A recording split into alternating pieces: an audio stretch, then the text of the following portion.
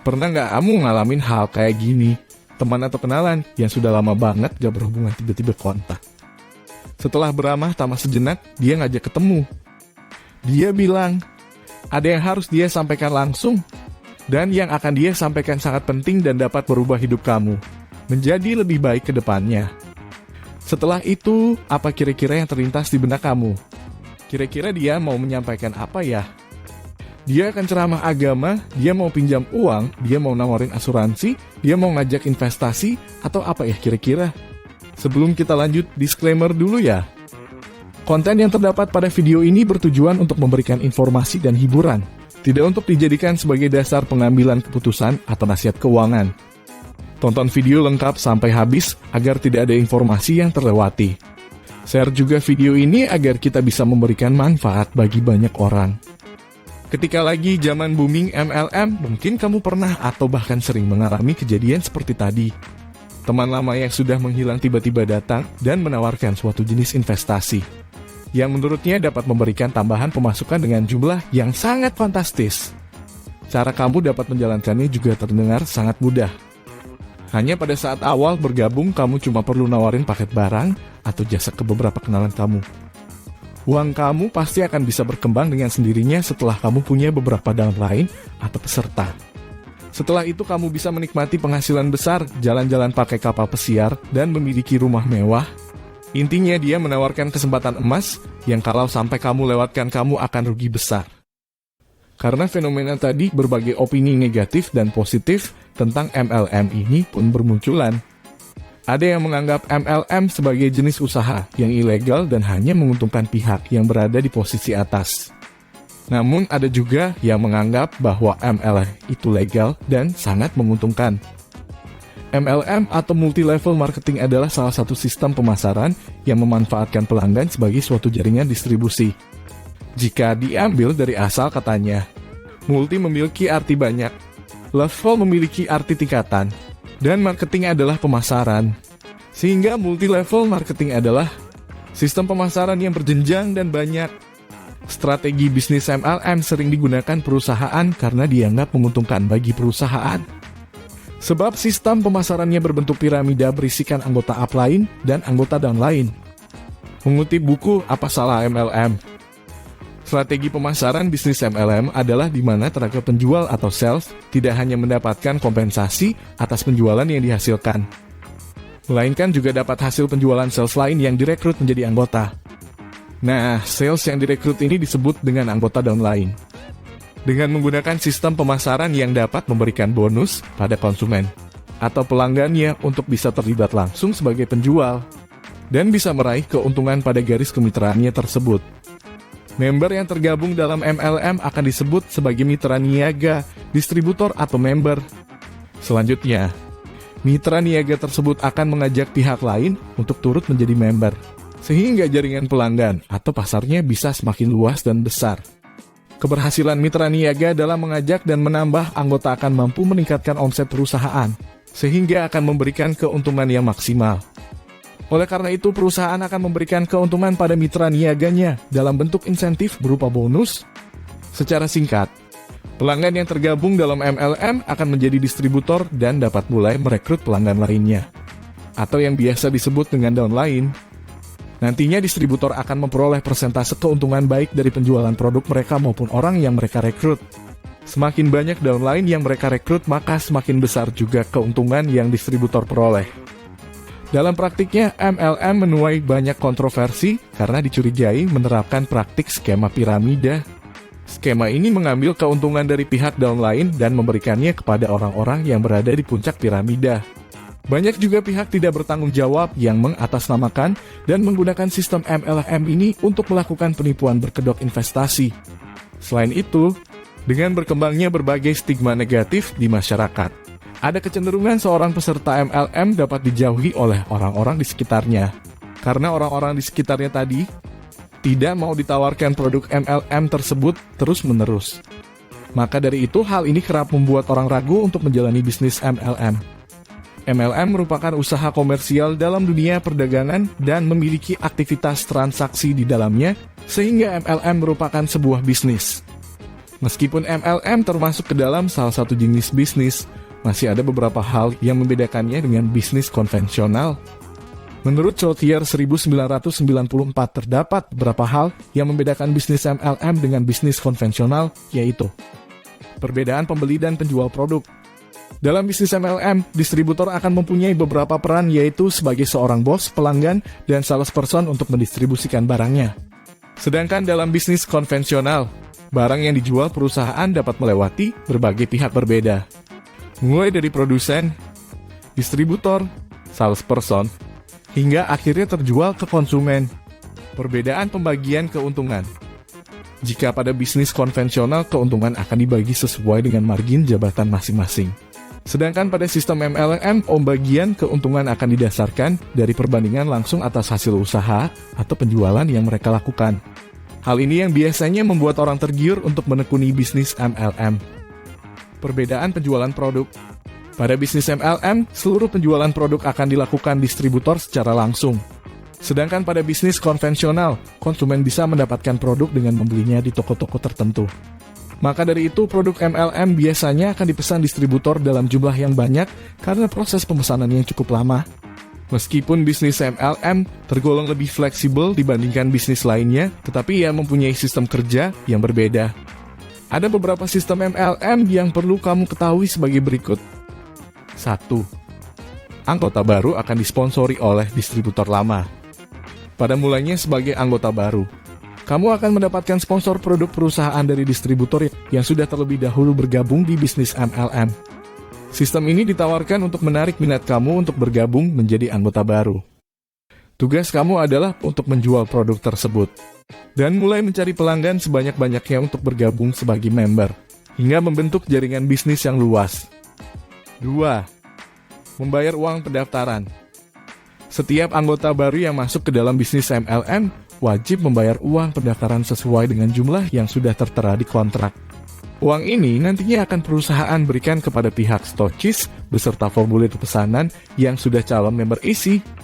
Setelah membayar uang pendaftaran, kamu akan mendapatkan berbagai dokumen seperti buku pendoman, kartu anggota, buku tentang perusahaan, majalah, selebaran informasi produk, formulir pesanan, dan contoh produk.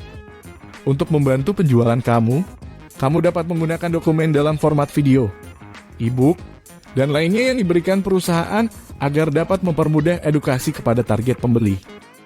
3. Tanda tangan kontrak.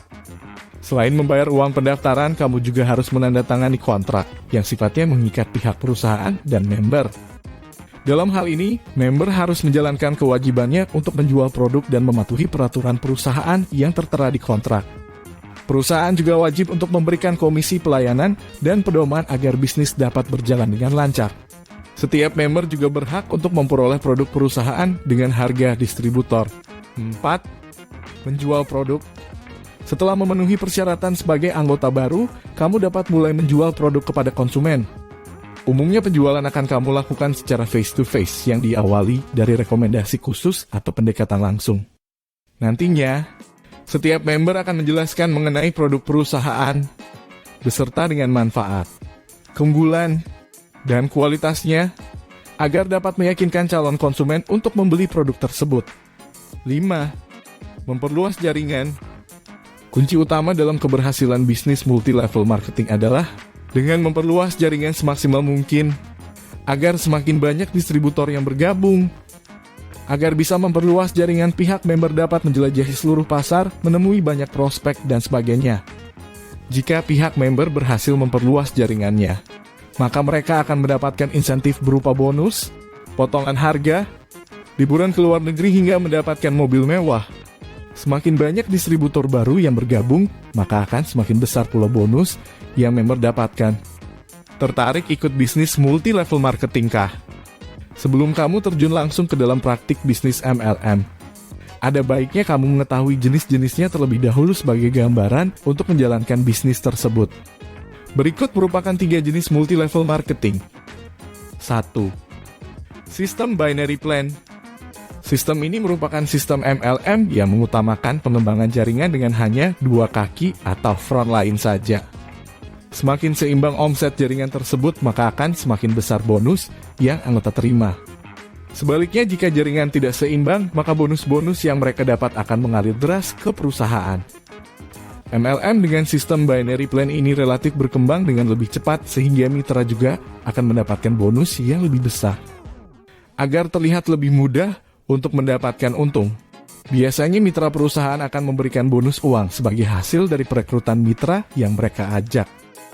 Sistem MLM biasanya hanya memberikan bonus yang besar pada tahap awal karir saja. Sebagai bukti bahwa menjalankan bisnis MLM dengan sistem binary plan ini sangat mudah. Namun kenyataannya sistem ini hanya akan menguntungkan mitra yang bergabung di awal saja. 2. Sistem matrix. MLM dengan sistem matrix ini akan fokus mengembangkan jaringannya dengan menggunakan konsep 3 frontline saja. Dan begitu pula selanjutnya ke bawah. Jenis MLM ini ada untuk mengakali sistem binary plan yang terlebih dahulu muncul dan banyak orang anggap sebagai money game. Sama halnya dengan sistem binary plan. Sistem matrix ini juga menawarkan lebih banyak bonus kepada mitranya jika mereka berhasil merekrut lebih banyak orang. 3. Sistem breakaway. Sistem MLM ini akan mengembangkan jaringannya dengan mengutamakan penyebaran. Semakin banyak frontline-nya, maka akan semakin besar pula bonus yang anggota terima. Namun sistem ini mempunyai kelemahan yang mengharuskan seorang agen untuk mengurus semuanya sendiri. Sistem breakaway juga memungkinkan downline untuk melebihi upline-nya. Bonus yang mitra dapatkan di awal biasanya cukup kecil, namun akan terus meningkat jika mitra berada di peringkat atas. Maka dari itu, biasanya perusahaan akan memberikan bonus perekrutan sebagai iming-iming semata. Dalam setiap bisnis tentu ada tujuan ekonomi yang ingin didapatkan. Untuk mendapatkan tujuan tersebut, kamu harus mempertimbangkan apakah suatu usaha benar-benar cocok dengan kondisi kamu.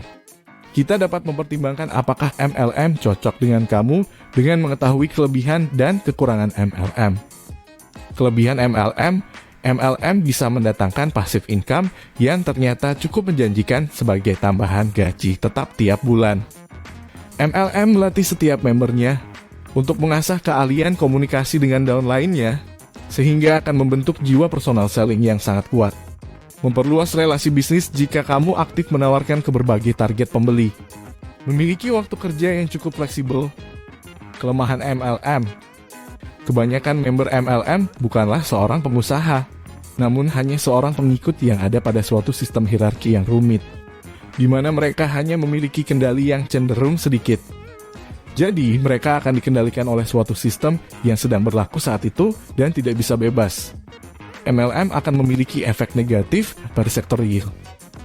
Jika sudah banyak orang yang tergiur dengan MLM, maka seluruh kegiatan pada sektor real akan terganggu, karena perputaran uang yang ada pada MLM hanya berada pada ruang lingkup perusahaan tersebut saja, dan sudah pasti akan mengurangi produktivitas masyarakat untuk bekerja di bidang lain. MLM akan membuat banyak orang tidak ingin berusaha dalam memutar modalnya dalam kegiatan bisnis di sektor real. Padahal modal yang dibutuhkan dalam sektor real cukup besar. Uang pra-member yang berputar pada bisnis MLM tidak akan dijamin oleh pemerintah dalam hal keamanannya, sehingga uang milik member ada kemungkinan tidak dapat dikembalikan. Jika kamu merasa MLM merupakan usaha yang tepat untuk kamu berikutnya, kamu harus dapat menentukan MLM mana yang akan kamu pilih. Jangan sampai MLM yang kamu pilih tidak akan bertahan lama, atau lebih parah lagi kamu malah menjadi korban penipuan. Berikut adalah beberapa ciri MLM yang sehat. 1. Memiliki produk atau jasa untuk dijual. Perusahaan MLM tersebut harus punya produk atau jasa yang dijual. Produk yang dijual pun harus produk yang berkualitas dan tidak asal-asalan. Harus diwaspadai jika bisnis MLM hanya mengandalkan uang saja dan perekrutan anggota, sebab dapat berindikasi sebagai penipuan. 2. Perusahaan dengan legalitas yang jelas. Bisnis MLM tidak boleh sembarangan dilakukan, sehingga perusahaan yang menerapkan bisnis ini harus terdaftar dengan jelas. 3. Harga produk yang dijual masuk akal. Calon pebisnis MLM harus bisa mencari tahu perihal produk yang dijual perusahaan. Misalnya, bahan baku produknya sesuai dengan harganya yang mahal. Sebab, jika produk yang dijual saja tidak jelas dan asal-asalan maka patut dicurigai. 4. mendapat untung yang sesuai. Sistem bisnis MLM ini sebenarnya tidak ditentukan dari siapa orang yang bergabung duluan, tapi ditentukan oleh usaha setiap anggotanya dalam memasarkan produk. Semakin bisa meyakinkan konsumen atau distributor lain untuk memasarkan produknya, maka akan semakin banyak keuntungan yang diperoleh. 5. Anggota upline dapat membimbing downline. Anggota upline tentu lebih berpengalaman dalam memasarkan produk ketimbang anggota downline. Oleh karenanya sudah sewajarnya jika anggota upline mengajari anggota downline. Jika pada perusahaan MLM tersebut anggota upline-nya tidak dapat membimbing, maka bisnis MLM tersebut bukan bisnis MLM yang baik. Dari pembahasan kita tadi, apakah bisnis MLM merupakan bisnis yang sesuai dengan kamu? Atau jika kamu pernah memiliki pengalaman atau cerita seputar MLM, boleh dong diceritakan ke kita di kolom komentar. Terima kasih telah menonton. Jangan lupa like, komen, dan subscribe untuk konten-konten menarik lainnya yang mungkin akan membantu kita menjawab salah satu pertanyaan penting dalam hidup. Kapan kaya?